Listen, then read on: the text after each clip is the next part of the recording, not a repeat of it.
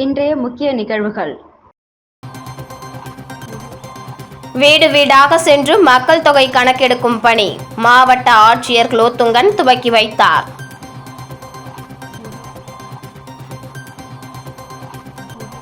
அரசியலில் ஜீரோவாகிவிட்டதால் அவதூறு பரப்பி வருகிறார். காங்கிரஸ் தலைவர் வைத்திலிங்கம் எம்பி மீது அமைச்சர் மல்லாடி கிருஷ்ணாராவ் குற்றச்சாட்டு. மிளகாய் கரைசலை கொண்டு அபிஷேகம். புதுச்சேரி அருகே நூதன நேர்த்திக் கடன் செலுத்திய பக்தர்கள்.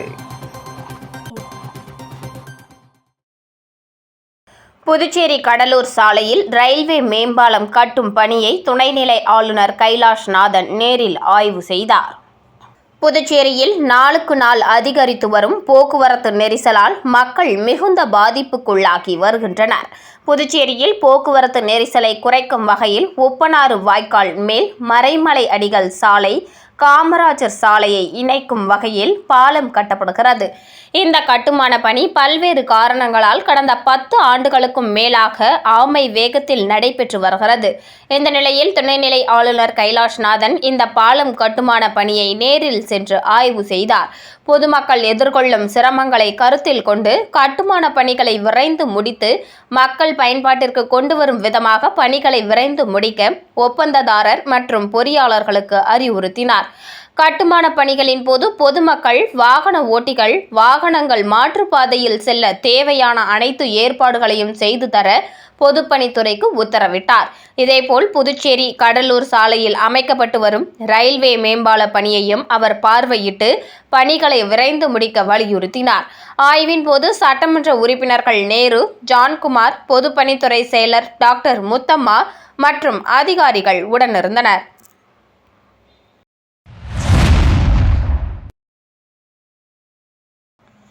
புதுச்சேரியில் வீடு வீடாக சென்று மக்கள் தொகை கணக்கெடுக்கும் பணியை மாவட்ட ஆட்சியர் குலோத்துங்கன் துவக்கி வைத்தார். இந்த கணக்கெடுப்பின் போது 33 கேள்விகள் கேட்கப்படும் என்றும், கேட்கப்படும் கேள்விகளுக்கு உண்மையான தகவல்களை அளிக்க வேண்டும் என மாவட்ட ஆட்சியர் குலோத்துங்கன் கேட்டுக் கொண்டுள்ளார். புதுச்சேரி யூனியன் பிரதேசத்தில் வீடு வீடாக சென்று மக்கள் தொகை கணக்கெடுக்கும் பணி இன்று தொடங்கி 30ஆம் தேதி வரை நடைபெறும் என தெரிவிக்கப்பட்டுள்ளது. அதன்படி புதுச்சேரி மாவட்ட ஆட்சியர் மற்றும் தமிழ்நாடு புதுச்சேரி மாநிலத்திற்கான மக்கள் தொகை கணக்கெடுப்பு ஆணையத்தின் இயக்குனர் சுந்தரேஷ் பாபு ஆகியோர் இன்று இந்த பணியை துவக்கி வைத்தனர். லாஸ்பேட்டை தொகுதிக்குட்பட்ட குறிஞ்சி நகர் பகுதியில் மக்கள் தொகை கணக்கெடுப்பு முதல் கட்ட பணிகளை தொடங்கி வைத்த அவர்கள் முதற்கட்ட கணக்கெடுப்பில் வீட்டின் வசதிகள் மற்றும் நிலைகள் குறித்து 33 கேள்விகள் கேட்ட அதிகாரிகளுக்கு உத்தரவிடப்பட்டுள்ளது. குறிப்பாக வீட்டு எண், வீட்டில் உள்ள பொருட்கள், வீட்டின் உரிமை நிலை, குடிநீர் ஆதாரம், கழிப்பறை வசதி, சமையலறை வசதி, குடும்பத்தினரில் உணவு முறை, தொலைபேசி எண் உள்ளிட்ட 33 கேள்விகள் கேட்கப்பட உள்ளது. கேட்கப்படும் கேள்விகளுக்கு உண்மையான பதில்களை அளிக்க வேண்டும் என மாவட்ட ஆட்சியர் குலோத்துங்கன் கேட்டுக் கொண்டுள்ளார்.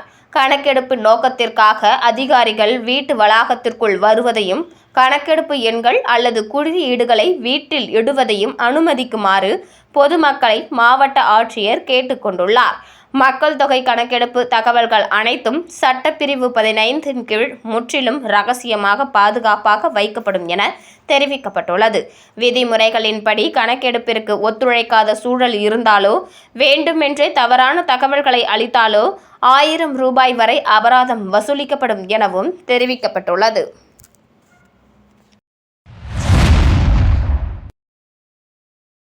அரசியலில் வைத்திலிங்கம் தற்போது ஜீரோவாகிய நிலையில் அவதூறுகளை பரப்பி வருவதாகவும், இன்னும் ஒரு வாரத்திற்குள் புதுச்சேரி மாநிலத்தின் அமைச்சரவை விரிவாக்கம், இலாகா ஒதுக்குதல் உள்ளிட்ட முக்கிய பணிகள் முடிவடையும் என்று அமைச்சர் மல்லாடி கிருஷ்ணாராவ் தெரிவித்துள்ளார். யானம் தொகுதி சட்டமன்ற உறுப்பினரும் அமைச்சருமான மல்லாடி கிருஷ்ணாராவ் இன்று புதுச்சேரி சட்டப்பேரவையில் உள்ள தனது அலுவலகத்தில் செய்தியாளர்களை சந்தித்து பல்வேறு அரசியல் விவகாரங்கள் குறித்து கருத்து தெரிவித்தார். அப்போது பேசிய அவர், அமைச்சர் பதவிகளை பணம் கொடுத்து பெற்றோம் என்று மக்களவை உறுப்பினர் வைத்திலிங்கம் கூறியிருப்பது முற்றிலும் அவதூறான குற்றச்சாட்டு. அரசியல் வாழ்க்கையில் நான் மிகவும் நேர்மையாக செயல்பட்டு வருகிறேன்.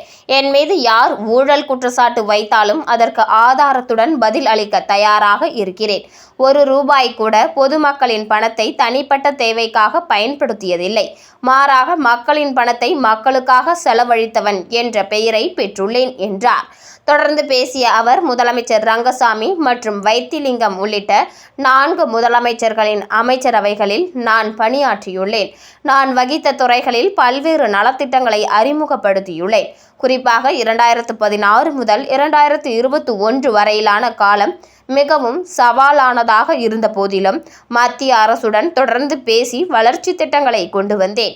என் மீது யாரேனும் குற்றச்சாட்டு வைத்தால் அதற்கு பதில் அளிப்பேன். ஆனால் அவதூறுகளை பரப்பினால் அதற்கான எதிர்வினை கடுமையாக இருக்கும் என்று தெரிவித்தார்.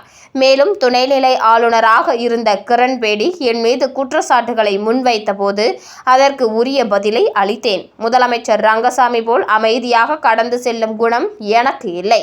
ரங்கசாமியின் பாணி வேறு, என்னுடைய பாணி வேறு. ரங்கசாமி இதுவரை யாரிடமும் பணம் பெற்று இலாக்காக்களை ஒதுக்கியதில்லை என்றும் அவர் கூறினார். முதலமைச்சர் ரங்கசாமியின் மக்கள் செல்வாக்கு குறித்து பேசிய மல்லாடி கிருஷ்ணராவ், புதுச்சேரியில் உள்ள 19 தொகுதிகளில் எந்த தொகுதியில் போட்டியிட்டாலும் ரங்கசாமி வெற்றி பெறுவார்.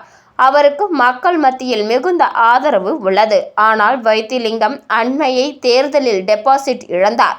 தற்போது காங்கிரஸ் கமிட்டி தலைவர் பதவியையும் இழந்து அரசியல் ரீதியாக பலவீனமான நிலையில் உள்ளார் என்றார்.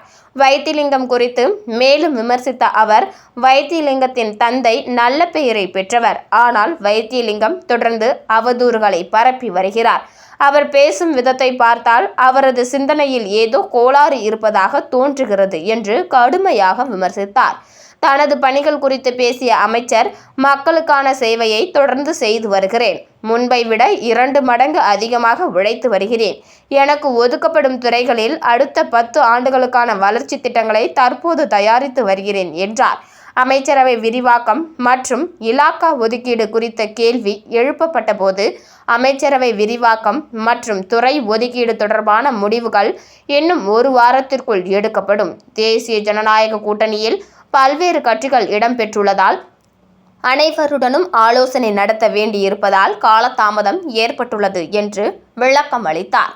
காங்கிரஸ் கட்சியை விமர்சித்த அவர், யானம் தொகுதியில் காங்கிரஸ் வேட்பாளராக போட்டியிட்ட அசோக் மீது முன்னதாகவே வைத்திலிங்கம் பல்வேறு குற்றச்சாட்டுகளை முன்வைத்திருந்தார்.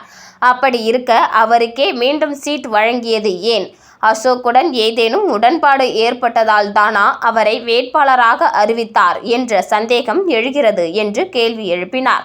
மேலும் முன்னாள் முதலமைச்சர் நாராயணசாமிக்கு கூட வாய்ப்பு வழங்காத வைத்திலிங்கம் தனது கட்சியினரையே வளர விடாமல் தடுக்கும் வகையில் செயல்பட்டு வருகிறார் என்றும் மல்லாடி கிருஷ்ணராவ் குற்றம் சாட்டினார்.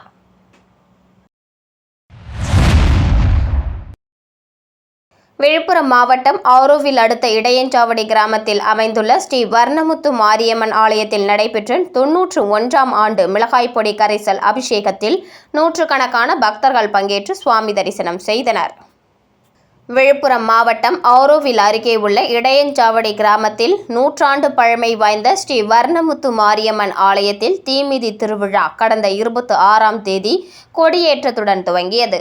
முன்னதாக எல்லை பகுதியில் உள்ள இளங்காளி அம்மன் ஆலயத்திலிருந்து கிராமத்தில் உள்ள முக்கிய பகுதிகளில் எல்லை காப்பு கட்டப்பட்டதை தொடர்ந்து 5 நாட்களாக அம்மனுக்கு சிறப்பு பூஜைகள் செய்யப்பட்டு சுவாமி வீதி உலா நடைபெற்றது. திருவிழாவின் முக்கிய நாளான நேற்று வர்ணமுத்து மாரியம்மனுக்கு மிளகாய் பொடி அபிஷேகம் செய்யப்பட்டது. இதில் இப்பகுதியை சேர்ந்த 3 நபர்கள் அம்மனாக தேர்வு செய்யப்பட்டு அவர்களுக்கு மஞ்சள், குங்குமம், சந்தனம், ஜவ்வாது, விபூதி, பன்னீர், பஞ்சாமிர்தம் மற்றும் பால், தேன், தயிர், நெய், மா, பலா, வாழை, ஆப்பிள், சாத்துக்குடி, அன்னாச்சி, திராட்சை, பேரிச்சம், கொய்யா, இளநீர், வெற்றிலை, வெற்றி வேர் உள்ளிட்ட பழ வகைகளின் தொகுப்பை கொண்டு 108 அபிஷேகங்கள் நடைபெற்றது. இறுதியாக சிறப்பு அபிஷேகமான மிளகாய் பொடி கரைசல் அபிஷேகம் நடைபெற்றது.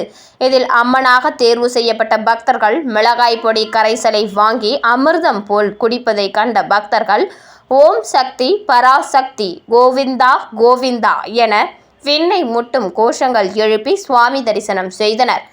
மேலும் இந்த அபிஷேகத்தில் கலந்து கொண்டால் குழந்தைகள் இல்லா தம்பதிகளுக்கு குழந்தை பாக்கியம், நோய் நொடி கடன் தொல்லை பிரச்சனைகள் தீரும் என்பது இப்பகுதி கிராம மக்களின் நம்பிக்கை. இந்த நிகழ்வில் சுற்று வட்டார பகுதியை சேர்ந்த திரளான பொதுமக்கள் மற்றும் வெளிநாட்டினர் பலர் கலந்து கொண்டு சுவாமி தரிசனம் செய்தனர். இந்த நிகழ்வானது இடையஞ்சாவடி ஸ்ரீ வர்ணமுத்து மாரியம்மன் ஆலயத்தில் 1935ஆம் ஆண்டிலிருந்து தொடர்ந்து 91 வருடங்களாக இந்த கிராம மக்களால் நடைபெற்று வருவது குறிப்பிடத்தக்கது. மேலும் மாலை செடல் திருவிழா நடைபெற்றது. இதில் பக்தர்கள் திரளானோர் கலந்து கொண்டு செடல் தரித்து அலகு குத்தி கார், வேன், ஜேசிபி உள்ளிட்ட கனரக வாகனங்களை இழுத்து தங்களது வேண்டுதலை நிறைவேற்றி நேர்த்தி கடனை செலுத்தினர். மேலும் தீமிதி திருவிழா வெகு சிறப்பான முறையில் நடைபெற்றது. இதில் பக்தர்கள் திரளாக கலந்து கொண்டு தீமிதித்து தங்களது நேர்த்தி கடனை செலுத்தினர். நிகழ்ச்சிக்கான ஏற்பாட்டினை கோவில் நிர்வாகத்தினர் மற்றும் ஊர் பொதுமக்கள் மிக சிறப்பான முறையில் செய்திருந்தனர். விளம்பர இடைவேளைக்கு பிறகு செய்திகள் தொடரும். ஸ்ரீ ஜெயபாரதமன் கோ 106 காமராஜ் சாலை, பாண்டிச்சேரி. ஜெயபாரதமாகி தள்ளுபடி சேல் சென்டர் இருக்கு, சம்மர் டென்ஷன் எதுக்கு? தனம் சேல் சென்டர் இருக்கு, சம்மர் டென்ஷன் எதுக்கு? தனம்ல ஏசி வாங்கி சம்மரை சில் பண்ணுங்க. தனம் சேல் சென்டர், காமராஜ் சாலை, பாண்டிச்சேரி. செய்திகள் தொடர்கின்றன. புதுச்சேரி அரசு மருத்துவமனையில் மக்களோடு மக்களாக சிகிச்சை பெற்ற அமைச்சர் மல்லாடி கிருஷ்ணராவ். நடந்து முடிந்த சட்டமன்ற தேர்தலில் புதுச்சேரியின் ஏனாம் தொகுதியில் மல்லாடி கிருஷ்ணராவ் வெற்றி பெற்று அமைச்சராக பதவியேற்றார். இந்த நிலையில் கடந்த சில தினங்களாக அமைச்சர் மல்லாடி கிருஷ்ணராவுக்கு ஜலதோஷம் மற்றும் தலைவலி ஏற்பட்ட நிலையில் இன்று அரசு மருத்துவமனைக்கு சென்று மக்களோடு மக்களாக பரிசோதனை செய்து கொண்ட நிலையில் மாத்திரை மற்றும் மருந்துகள் வாங்கி சென்றார்.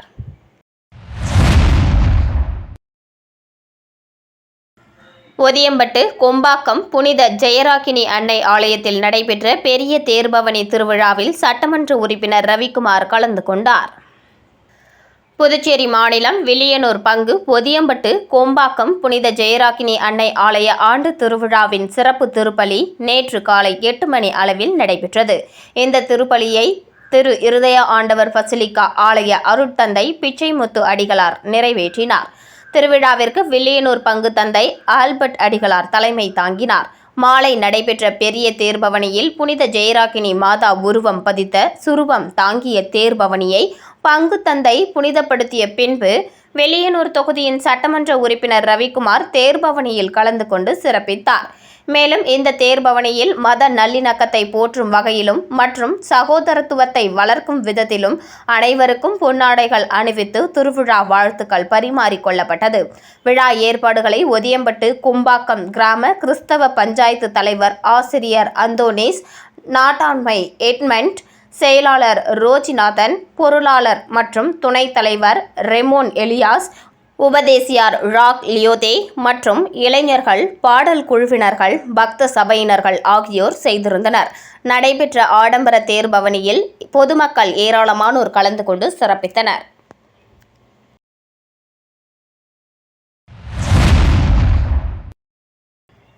காமராஜ் நகர் மழைநீர் பிரச்சினைக்கு தீர்வு காண துணைநிலை ஆளுநரிடம் ஜோஸ் சார்லஸ் மார்டின் கோரிக்கை வைத்த நிலையில் துணைநிலை ஆளுநர் அதிரடி ஆய்வு.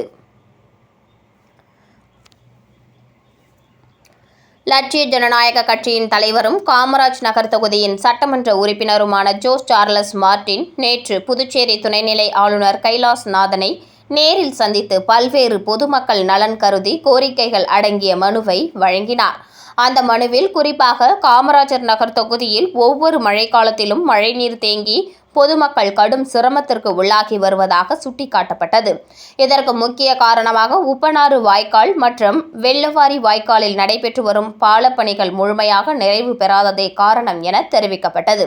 எனவே அந்த பால பணிகளை விரைந்து முடித்து மக்கள் பயன்பாட்டிற்கு கொண்டு வருவதுடன் வாய்க்கால்களை தூர்வாரி மழைநீர் தடையின்றி செல்லும் வகையில் உடனடி நடவடிக்கை எடுக்க வேண்டும் என்று ஜோஸ் சார்லஸ் மார்டின் வலியுறுத்தினார்.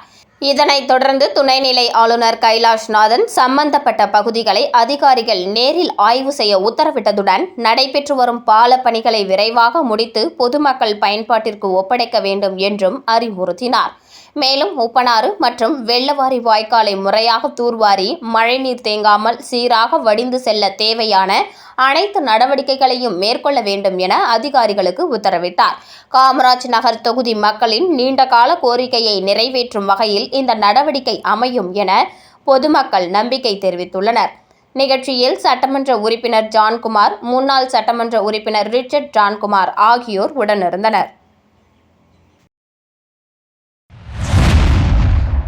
புதுச்சேரி மாநில சுகாதார கூட்டுறவு கடன் சங்கத்தின் தலைவர் ரங்கநாதன் மற்றும் புதிதாக பொறுப்பேற்றுள்ள உறுப்பினர்களுக்கு பொன்னாடை அணிவித்து வாழ்த்துக்கள் தெரிவிக்கப்பட்டது. புதுச்சேரி மாநிலம் சுகாதார கூட்டுறவு கடன் சங்கத்தின் தலைவர் ரங்கநாதன் மற்றும் புதிதாக பொறுப்பேற்றுள்ள அனைவருக்கும் பொன்னாடை அணிவித்து வாழ்த்து தெரிவிக்கப்பட்டது. மேலும் தலைவர் ரங்கநாதன் தலைமையில் புதிதாக பொறுப்பேற்றுள்ள உறுப்பினர்கள் தனசேகரன் மற்றும் மனோகரி உள்ளிட்ட 3 குழுவிற்கு அனைத்து சங்கத்தின் சார்பாக பொன்னாடை அணிவித்து பூச்செண்டு வழங்கி மாலை அணிவித்து வாழ்த்துக்கள் தெரிவிக்கப்பட்டது. மேலும் புதிதாக பொறுப்பேற்றுள்ள தலைவர் மற்றும் உறுப்பினர்களுக்கு ஊழியர்கள் ஒன்றிணைந்து மாலை அணிவித்து தங்களது பணி சிறக்க வாழ்த்துக்களை தெரிவித்தனர். இதுகுறித்து தலைவர் ரங்கநாதன் பேசுகையில், எங்களை எப்பொழுது வேண்டுமானாலும் எளிமையான முறையில் தொடர்பு கொள்ளலாம். நேர்மையான முறையில் பணியாற்ற நாங்கள் இருக்கிறோம். உங்களுக்கு நேர்மையான முறையில் சேவை செய்வதே எங்களது லட்சியம் என்று தெரிவித்தார்.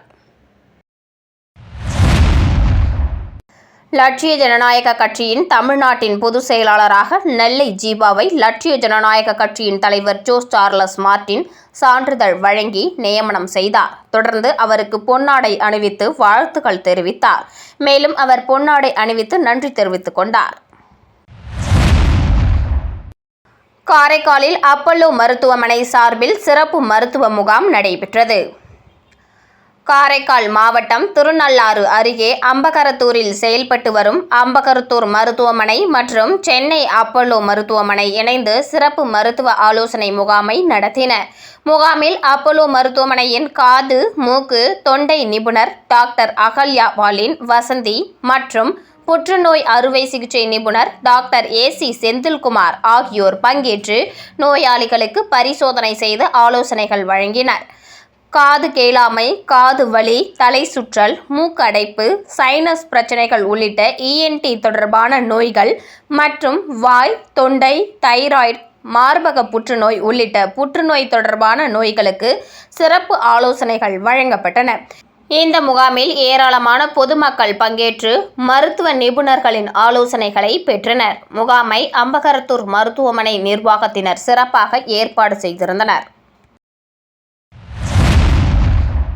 சட்டமன்ற தேர்தலில் பெருவாரியான வாக்கு வித்தியாசத்தில் வெற்றி பெற்று காரைக்காலுக்கு முதல் முறையாக சட்டமன்ற உறுப்பினராக வருகை புரிந்த லட்சிய ஜனநாயக கட்சியின் தலைவரும் புதுச்சேரி காமராஜ் நகர் சட்டமன்ற உறுப்பினருமான ஜோஸ் சார்லஸ் மார்டினை காரைக்கால் மாவட்ட லட்சிய ஜனநாயக கட்சி நிர்வாகிகள் வரவேற்றனர். மீண்டும் இன்றைய முக்கிய நிகழ்வுகள். வீடு வீடாக சென்று மக்கள் தொகை கணக்கெடுக்கும் பணி மாவட்ட ஆட்சியர் குலோத்துங்கன் துவக்கி வைத்தார்.